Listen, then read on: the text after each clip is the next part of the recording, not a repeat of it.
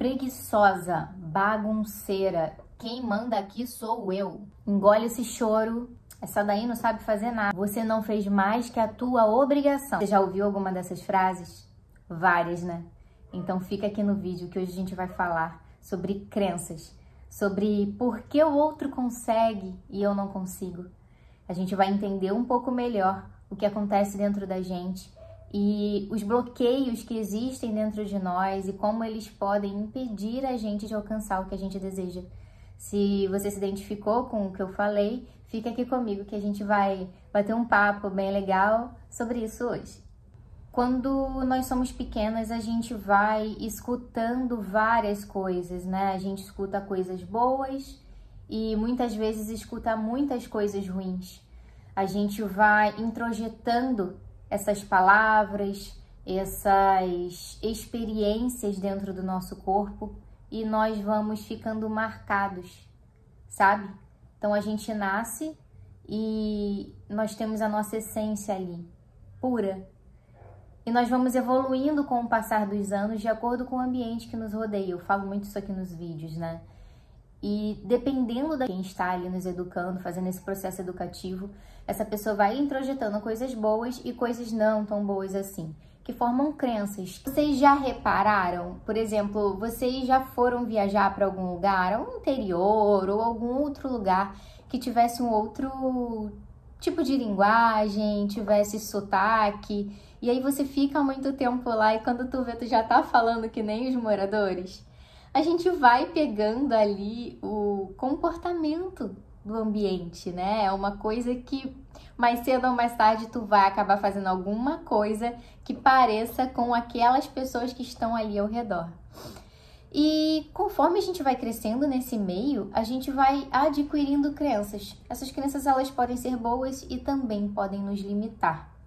Então a gente acaba desenvolvendo bloqueios que nos impedem muitas vezes de vencer. E aí a gente se pergunta, por que o outro consegue e eu não estou conseguindo? Lógico, todos nós temos traumas, é impossível ter uma vida sem traumas, mas tem pessoas que desenvolvem crenças de uma forma, tem outras que desenvolvem outra. Tem pessoas que têm, por exemplo, problemas com a ausência do pai, tem outras pessoas que têm problema com a ausência da mãe, tem outros que nem pai nem mãe têm. Então, cada uma tem uma forma de lidar com a dor, uma forma de lidar com a vida, né? O problema que a vida apresentou e desenvolve alguma questão em algum momento, em alguma área da vida.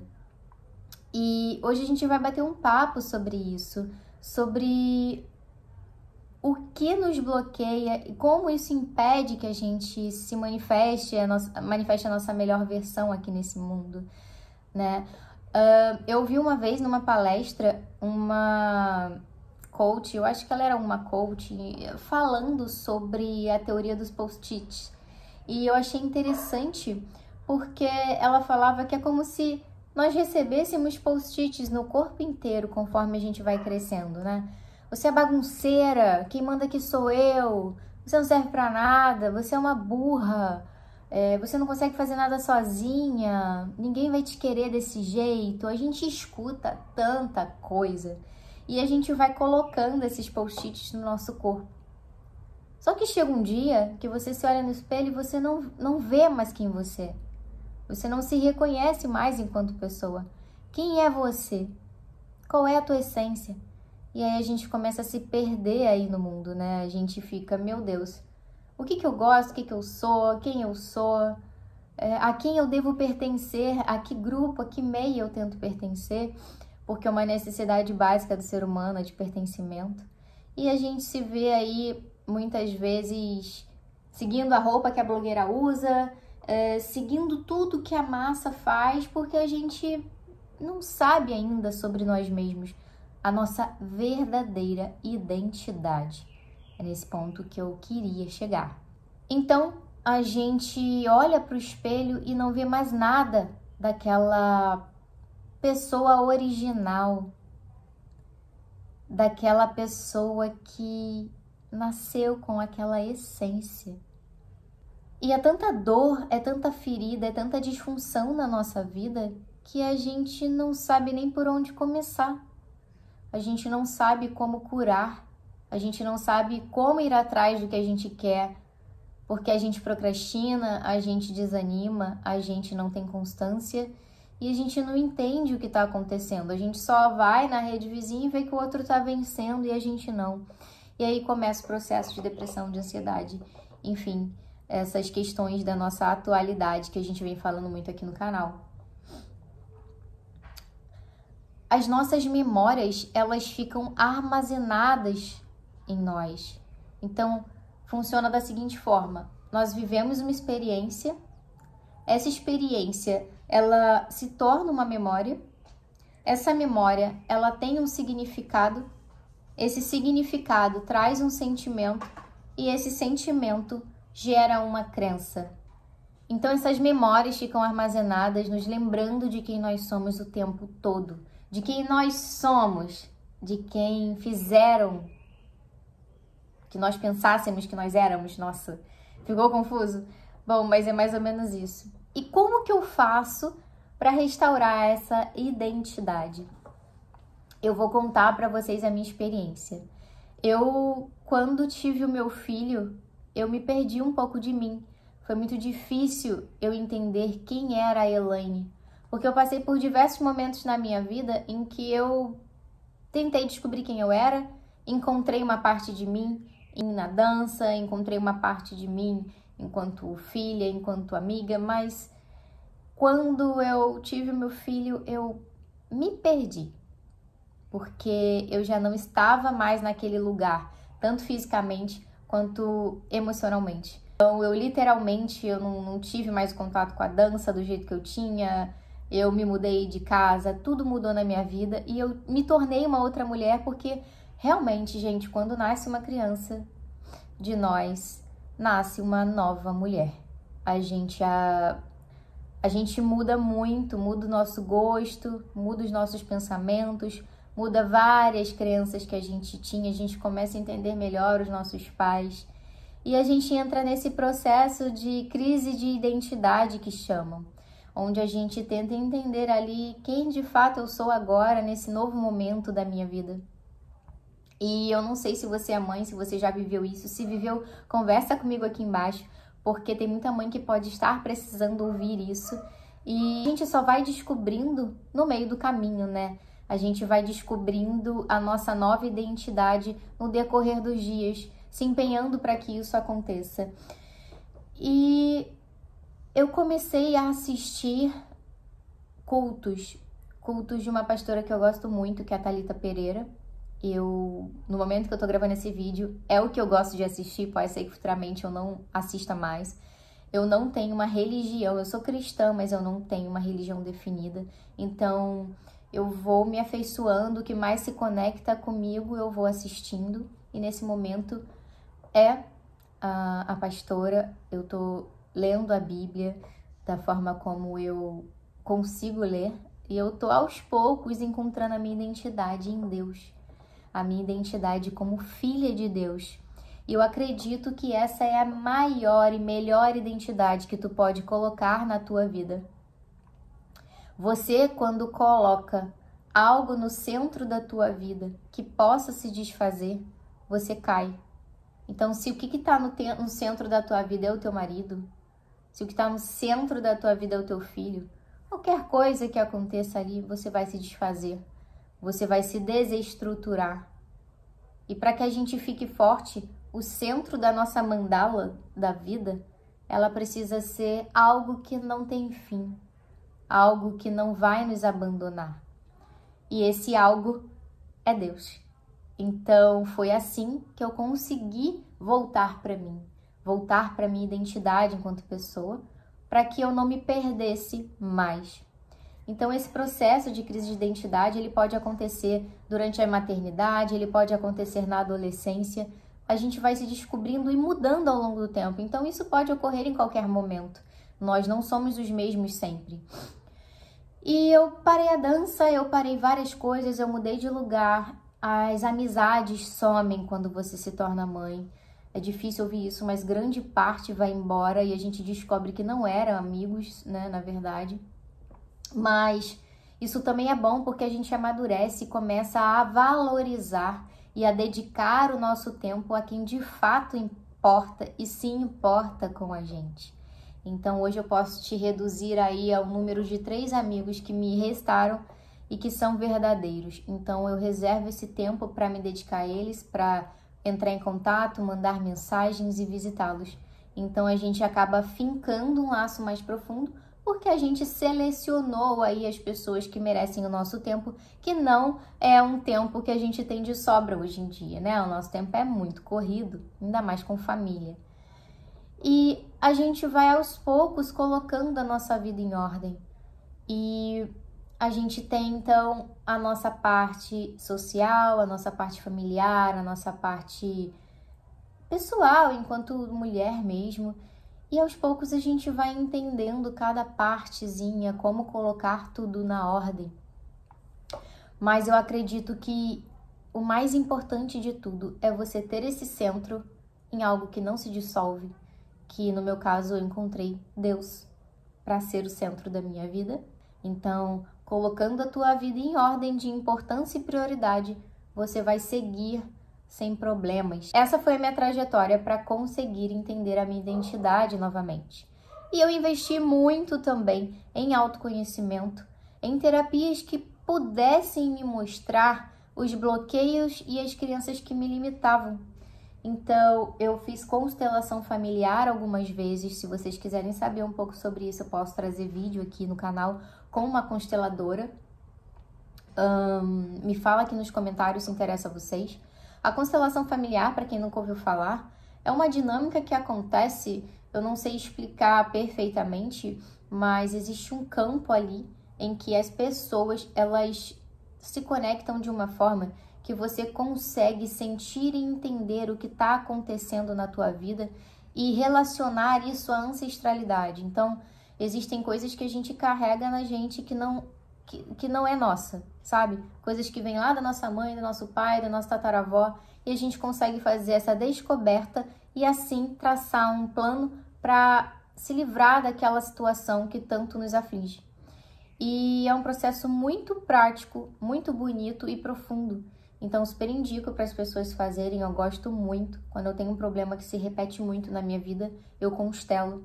E isso melhorou muito a vida da minha família e das pessoas ao redor, porque todos se transformam quando isso acontece. Parece que tudo entra no lugar.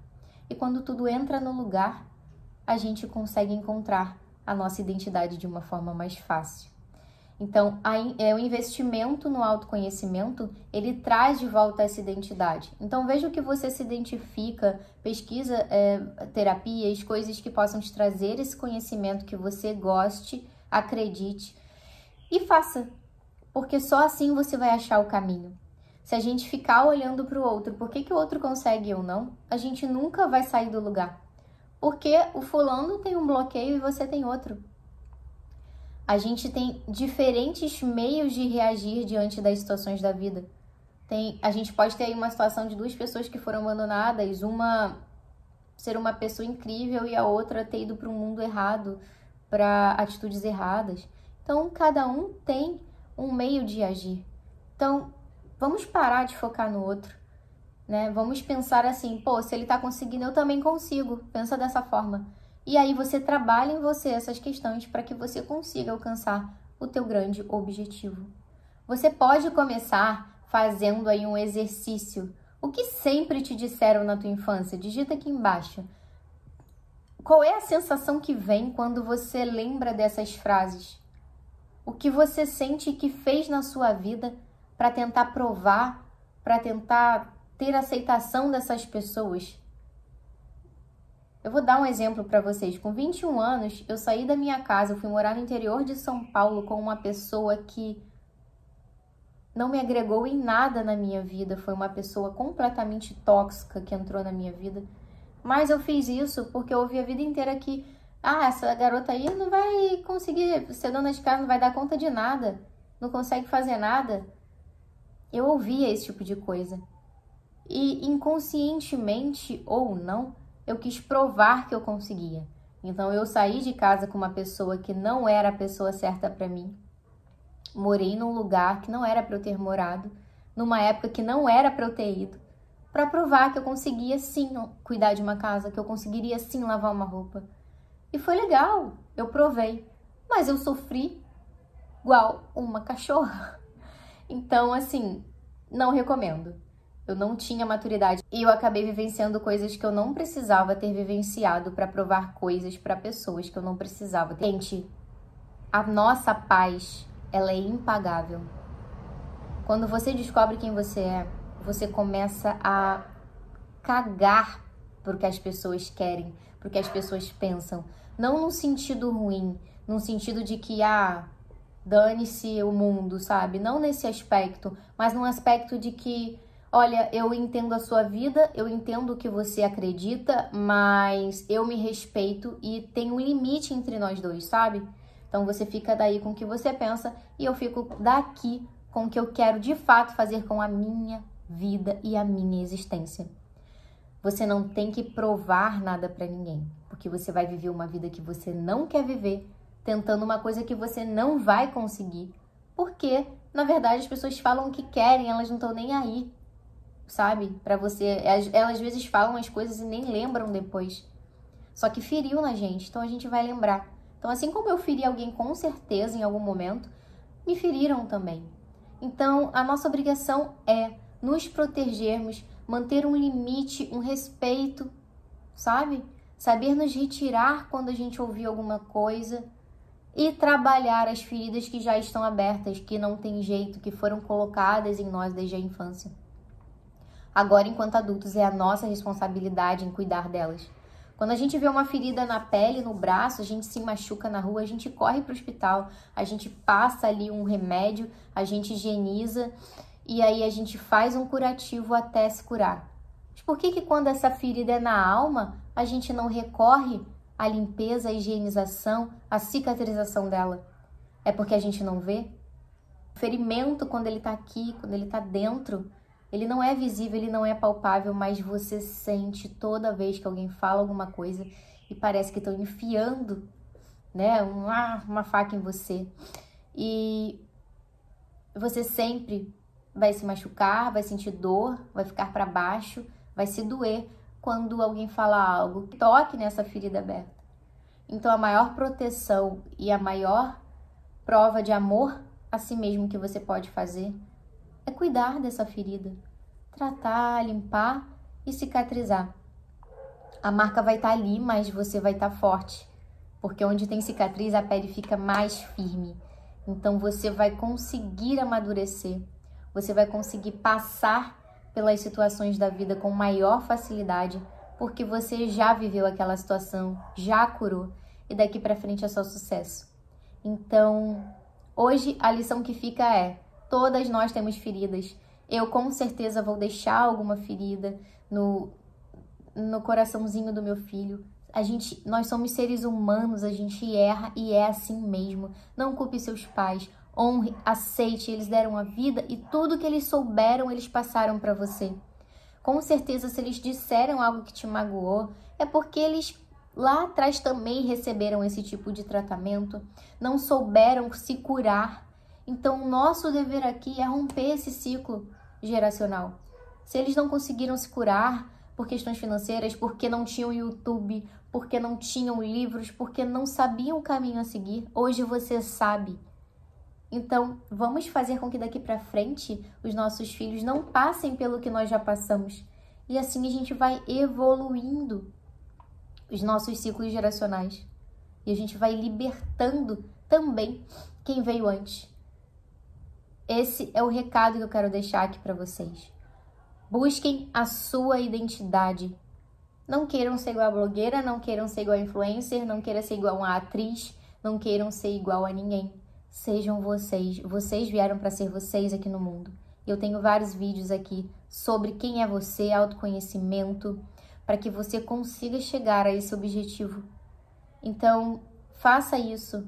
Busque as crenças que estão dentro de você. Qual é a sensação que vem no teu coração quando você lembra de frases que te disseram, que te magoaram?